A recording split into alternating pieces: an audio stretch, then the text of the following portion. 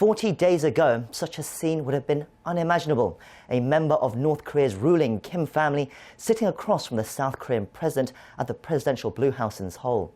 What's more, she's relayed her brother's offer to have President Moon in the north.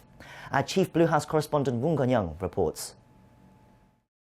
Turning Olympics detente into meaningful progress is what South Korean President Moon Jae-in was hoping for when he invited the powerful sister of North Korean leader Kim Jong-un to the presidential Blue House on Saturday.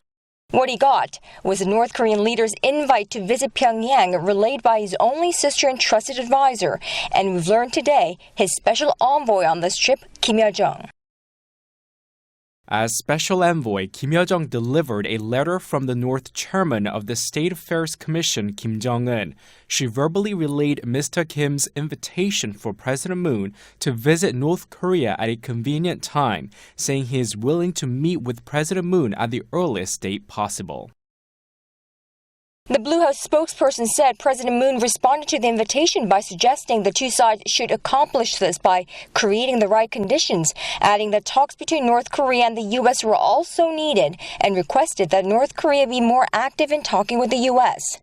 The South Korean leader has repeatedly said in the past that he's willing to meet with the North Kim Jong-un anytime, anywhere, if he's reasonably sure that such a meeting would help ease tensions and end the crisis over the North nuclear weapons and missile development program.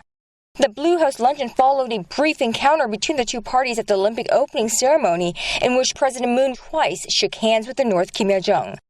The apparent thought has not been reflected in Washington, however.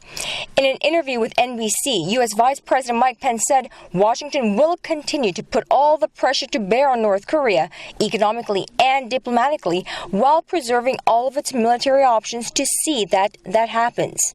The power players in this region are back at the Pyeongchang Winter Olympic Games this evening.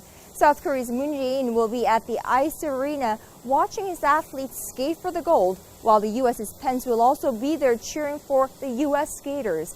Mr. Moon will then move on to the ice rink to attend the combined Korea women's ice hockey event together with his top guests from North Korea. Now, will we see more drama unfold, both in terms of sports and politics and diplomacy?